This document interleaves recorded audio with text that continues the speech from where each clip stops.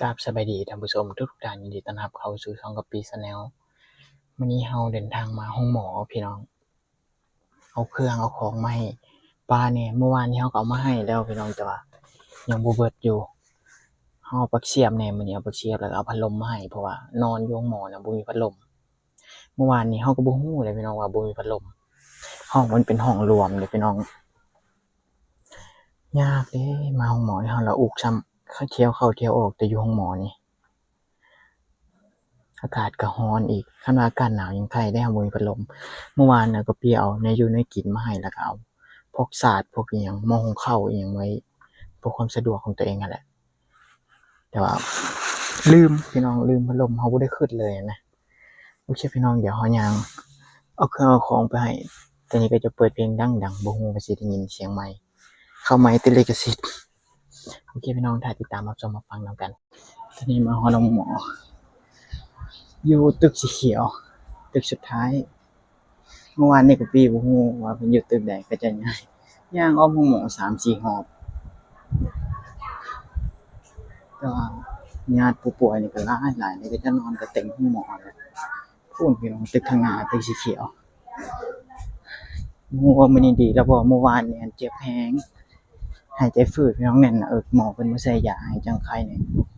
เล็กน้อยพี่น้องเจ็บก็เจ็บจนหายมันเจ็บแฮงเด้พี่น้อง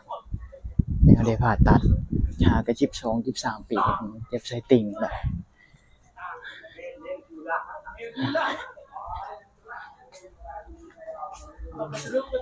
ตึกนี้พี่น้องอยู่พุ่นน่ะ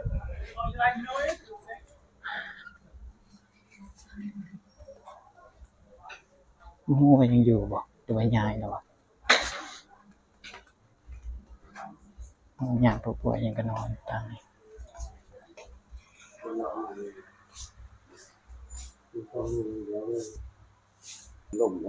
บ่ต้องเอาพัดลมไปเปิดปลั๊กเสียบเพิ่นให้ใส่อยู่บ่เฮาเอาปลั๊กเสียบมายันว่าหมอบ่ให้ใส่ใช่แล้วเนาะว่าอยู่พุ่นตอนนั้นน่ะได้เอาคอขึ้นแล้วตัวนี้มันหมุนได้เหรอเอาตัวนี้มาสายได้เอาบ่ต้องสบายดีท่านผู้ชมนะมื้อจะเอาเงินมาให้ป้าไว้ซื้ออยู่ซื้อกิน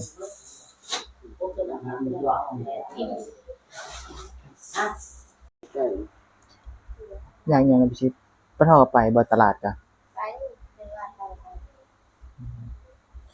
กินลาข้าวมื้อนี้นะ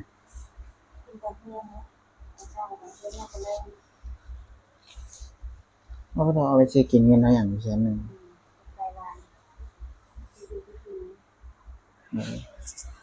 ใครนั่นละตอมมื้อนี้นะเป็นแนวใดมาอยู่ฝั่งนี้ก็ได้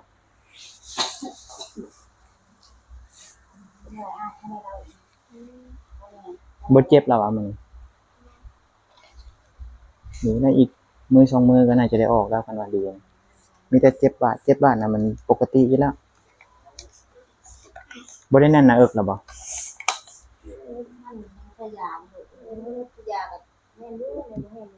แต่มันเบาลงแล้วเนาะ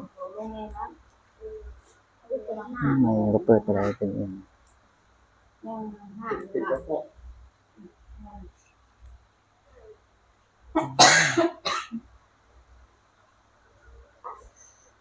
ฮ้อนบ่ตอมใครแน่แล้วมีพัดลมนี่เอาบ่เท่าเปิดย่างใหม่ล่ะนอน2มื้อบ่มีพัดลมเลยอากาศมันถึกช่วงอากาศร้อนแน่คือใหม่ก็มีเงินมันก็พอกระเทินเอาเงินมาจ่ายเอาไว้จ่ายค่ายาไว้ก่อนซื้อยาแต่ละมื้อก็เดี๋ยวเทื่อ300,000 250,000 300,000เบิดเท่าใดบ่เท่าแล้วกว่าก็เลยหมดหลายแล้วซั่นน่ะนับเบิ่งเงินฮอดบ่4ล้านนี่ฮอดแล้วหมอฮอดแล้ว4ล้านค่าอยู่ค่ากินนี่แม่นล่ะ4ล้านก็มันก็ได้จักมื้อมานี่นอน3คืนค่าห้องนี่มื้อเท่าใดไล่ละห้องบ่เห็นเพิ่นเก็บแต่บัดจะใช้ห้องร่วมบ่บัดออกไล่ละบัดออกก็น่าจะไล่เนาะ นี่ปัน บัดออกไปแล้วไปเอาบักเสียบพยานก็จะบ่ให้ใช้ก็เลยบ่ได้เอามาเพราะว่าตอนพ่อเข้าหมอเขาบ่ให้ใช้ได้บักเสียบ มันไม่ใช่ดิไม่ใช่ ใครแน่มื้อนี้ลูกได้บ่ แม่เอาลูกได้อยู่ ติงได้ลูกได้ ติ่งได้ แต่ก็ต่างจากเมื่อวานนี่หลายได้พี่น้อง ต่างจากเมื่อวานใครแน่ละ ต้อมยังเจ็บอยู่ยังเด้นี่ บ่ได้แน่ว่าบ่ บ่ได้เจ็บยังได ฮ้อนอยู่บ่ฮ้อนอยู่ปกติบ่ฮ้อนบ่เอาแก มีแต่เจ็บบาดแผล เป็นบา เช้าแล้วเนี่ยนะน่ะเจ็บหัวได้เช้าแล้วบ่ ยัง ยัง ยังวินหัว หนักๆแน่ๆ วินหัวมันเป็นน้ำวินหัวมาจากหากเนาะ ห้างเมื่อวานนี่ก็ วันนี้ก็หากจักเทื่อ ห้างจักเทื่อแล้วมื้อ 3-4เทื่อแหละแต่คำมานี่ไปเช้าอีก อันนั้นเราบ่กินข้าวแล้วบ่ต้อมนะ กินแล้ว ตดแล้วแม่นกินแม่นบ่ ต้นแล้วก็ นางมีหน้า น้ำมีน้ำดำน้ โอ้ ำนอนเลย เบิ่งดูเบิ่งหน้าหน่อยดูนางกระสืออันนี้โตเพิ่นมาเล่นอายบัดเจ็บให้เมื่ออยู่เหือนบ่ได้ได้น้องตัวเองก็อยู่เหือนน้องน้อยๆหนึง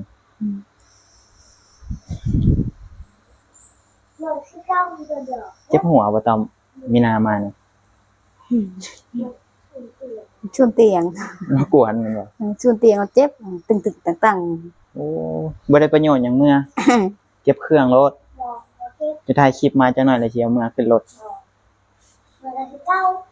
มาก็มากวนอาย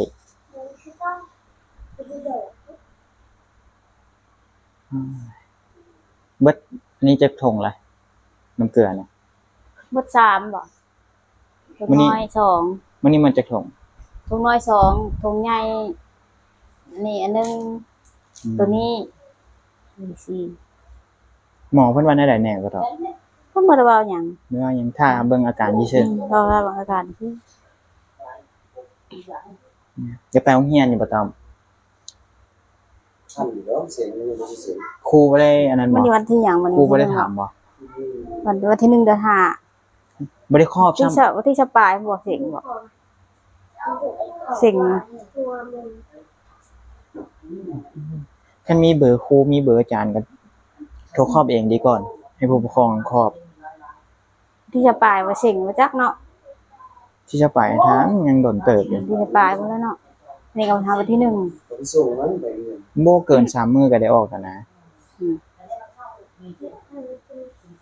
นะคอแห้ง น้ำเฮ็ดอิหยังให้กินบ่เฒ่าโจกบ่ จกก็บ่ยาก กินอิหยังซะ กินข้าวเจ้า กินข้าวเจ้าก็ใช้อยู่อ่ะ ไอ้แต่อ่อนๆเฮ็ดเร็วๆเพราะข้าวเจ้าซื่อๆแหละ เพราะฉะนั้นก็ไปซื้อหมูฝอยไว้บ่เฒ่า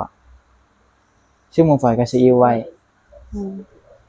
คันว่าบ่อยากกินโจกนะแล้วก็ต้องกินจักคำ2คำก็กินนั่นแหละสดน้ำมันร้อนน่ะใครมื้อนี้ยังกินข้าวแล้ว กินนมกินหยังก็กินบ่ จักยันพิษท้องยันมันหักนมคันบ่ห่างให้แน่ได้กินนมบ่ ลองจิบเบิ่งหน่อยหนึงมื้อก่อนสิเป็นอะไรกินนมกันมันบำรุงเด้อุกเด้มาหาหมอ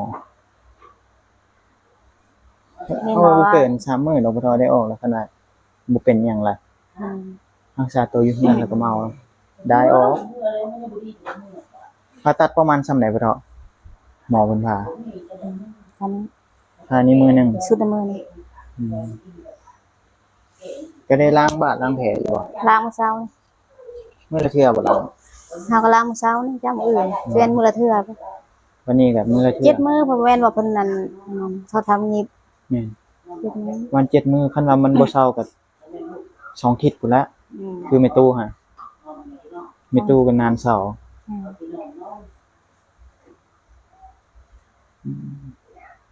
เด็กน้อยน่าจะดีไวดอกบาดแผลนะแต่มื้อนี้ก็ต่างจากเมื่อวานนี่หลายเมื่อวานนี่เจ็บจนไห้เนาะตอมเนาะเจ็บแฮงบ่วานนี่ สอง ง่ายคันว่าเรื่องมาหาหมอนี่เข้าแต่ห้องหมอบ่มีอีหยังเที่ยวเข้าแต่ห้องหมอ เขาแต่ สิ หม ป อ วด บ่มีเงิน แต่ว่า ปีนี้นั่นมี3เทื่ออะไรปีนี้ มี ชีวิตไอ้น้องผู้น้อยหั่นกล้องก็แบบว่าหยังก็เอิ้นอาหารมีพิษบ่กินอาหารมีพิษอาหารเป็นพิษลำไส้อักเสบ กินหยังก็ถอกท้องหมด ท้องมาเลยกินหยังบ่อยู่ท้องแล้วก็เลยใส่ยาใส่เข็มล็อกใส่ยาไว้หมดเงิน3ล้าน4ล้านอันนั้น จนจ้อยอันนั้นยังแต่กระดูก ตั้งแต่กระดูกย่างจะบ่เป็น เฮาก็เป็นเห็นบ่ตอนปีใหม่ปีก่อนนี่เฮาเป็นนะ ย่างก็บ่เป็นเด็กน้อยซำบ่ได้กินอาหารกินหยังก็บ่ได้บ่ยังบ่ได้เอาแต่ใช้ยาไว้ใช้ยาตัวลำไส้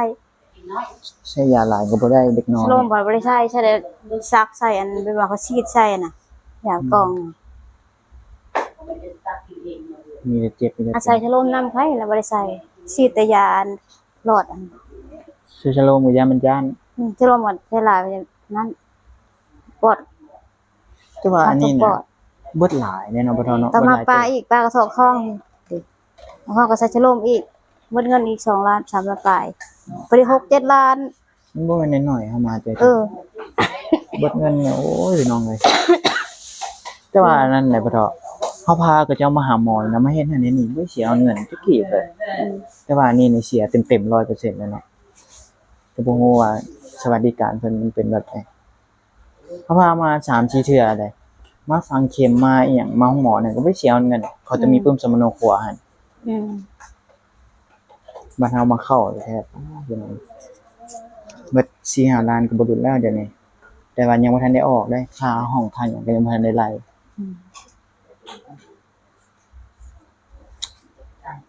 กินข้าวแล้วมื้อนี้ตอมน่ะ กินแล้ว หิวบ่เดี๋ยวนี้ตอม กินตอนเช้านี้ตอนแรกบ่ได้กินตอนเที่ยงบ่ได้กินบ่อยาก กินบ่โจกกินบ่ยากอีหยังเดี๋ยวนี้ อยากมาเกี้ยงอยากอันหยังอยาก อย่าบ่เกียงไปเดียวมีอยู่เมื่อกี้นี่หาก็ซื้อมาเดี๋ยวแบ่งให้เนี่ยน่ะต้องได้กินบักไม้ก็บ่แม่นว่านั้นลองกินเบิ่งก่อนเปียง2เปียงคันบ่เกียงก็ยันเจ็บท้อง เจ็บท้อง กินเบิ่งก่อนคันว่าบ่เป็นหยังแล้วจังกินอีก อย่ามาเสียบส่วนไส้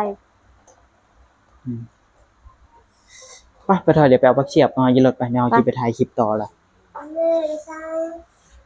ใส่นี่ รถเฮาไปจอดอยู่พุ่นย่างลัดนี่ทางกลางเว้นน่ะมากลางคืนพัดเฮาบ่กล้าย่างเมื่อคืนนี้ทางนี้ มันมืดอุ้ยดอกไฟเลย บ่มีแหละยานแหละจังห้องแถวอีหยังห้องอีหยังเนาะ ห้องพักหมอติอันนี้นะ ฮะ หมอเพิ่นนอนอยู่นี่ แม่นบ่ ผู้ใดมาไกลมาหยัง เห็นนะ แม่นแบบนั้น ห้องเย็นห้องหยังที่ใส่ห้องเย็น แล้วแต่แผนกเพิ่นมันมีหลายตึก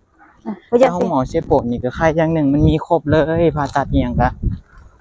คนอยู่อันนี้สวรรค์เขตนี่คันบ่ขึ้นไปห้องหมอเมืองก็มีแต่ห้องหมอเชฟโปนนี่เนาะบ่ทันเนาะ หันไปตัดไปตัดน้อยแบบนี้ก็แบบว่าบ่ได้อยู่ตัดใหญ่หลายก็เฮาก็บ่อยากเฮาก็รับบ่ได้คือกันเนาะแบบว่า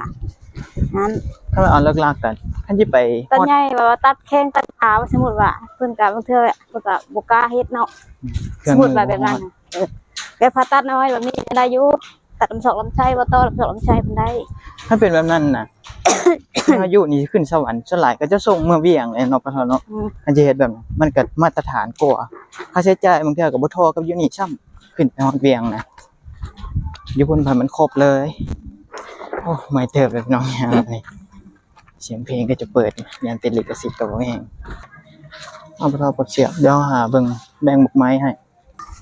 เดี๋ยวพี่น้องปักเสียบเฮามาแล้ว เสียบแหน่ บ่กล้าเอาเข้าไป ม่วง เอาไปให้กินมาก่อนเดี๋ยวเฮาเข้ามาเราซื้อมาให้อีก อันนี้แบ่งให้ บ่ให้คนเจ็บไม่ต้ม ให้ลองกินเบิ่งข้าวนํ เจ็บเบิ่ง บ่ยากบ่มีหยังบำรุง มันบ่อยากเข้า ลองกินบักไม้เบิ่ง กินมากๆจะกินแบบประมาณหวานมันลายแห้งปากแห้งน่ะ มันบ่มีสารอาหารเด้ อืม เอาบัดนี้น่ะดีไว้ๆตอมก็จะได้กลับบ้านพ่อทอก็บ่ได้ไปเฮ็ดเวียกเฮ็ดงานลุงก็บ่ได้ไปเลย เราบ่ได้ไปเลยลุงก็ จักมื้อแล้วพ่อทอบ่ได้ไปนี่ 2 3 4มื้อนี่แหละ 4มื้อแล้ว 4มื้อตะกี้ เวียก ป้าว่าสิปลูกมันเดี๋ยวเขาไถมันให้มื้อนี้ ไว้สิปลูกมันแม่นบ่ ว่าสิปลูกมันเดี๋ยวเขาไปไถให้มื้อนี้เดี๋ยวว่าเลยอาต้อมไปเป็นก่อนก็เลยลงหมอหยุดไปอีกก็บ่มีเงินมาไถ สวนมันซ้ำบาท หมดแล้วเงินสิเอาไปเฮ็ดสวนมันต่อ เออ แบ เงิ บ สวนมันต่อก็ เอามาปลูกเอาเบิดละ กลัวลูกมาแหละ เอาบ่เท่าเดี๋ยวตอนแรกเฮาเข้ามาหาใหม่เด้อสิไปหาถ่ายคลิปที่ขึ้นไปเขตบันดง ขอขอบใจจบคลิป อยู่ดีมีแห้งกำกะดีไว้ๆซะ ดีไว้สุขดีกินบ๊ายบาย โอเคพี่น้องตอนนี้ก็สิออกเดินทางไปถ่ายคลิปต่อเข้ามาแวะหาปลาเอาเครื่องมาให้ก็น่าจะครบละอยู่ก็พี่ว่าน่าจะบ่เกิน3มื้อก็น่าจะได้ออกแล้วคันว่าอาการดีขึ้นขอให้ทุกท่านอยู่ดีมีแรงสุขภาพแข็งแรงผิดพลาดประการใดก็พี่ก็ต้องขอโทษขออภัยไว้ในที่นี้ที่ใจก็ฝากไลค์ฝากแชร์ฝากติดตามให้ก็พี่เด้อพี่น้องอันนี้นะปลาเราบ่ได้เฮ็ดเวียก4มื้อละกับลุงแต่แรกว่าสิปลูกมันหากะก้นมันแล้วต้มอหยังก็เฮ็ดเวียกนั่นแหละก้นมันก้นหยังช่วยกันนั่นแหละปลูกมันแต่ว่าคือแบบนี้มาเป็นแบบนี้ก็เอาเงินไปปัวเบิดเลยเด้แล้วก็หาไม้เฮ็ดเวียกเฮ็ดมันต่อโอ้ยใช้ชีวิตแบบนี้ว่าเรื่องเจ็บเรื่องเป็นบ่มีผู้ใดอยากให้เป็นหรอกพี่น้องถ้ามันเป็นมันก็จำเป็นปัวไปหาหมอโอเคพี่น้องเฮาสิไปหาน้องตุ้มอีกแต่ถ้าติดตามเบิ่งคลิปต่อไปสำหรับคลิปนี้พี่สิขอตัวไปก่อนพี่น้องสวัสดี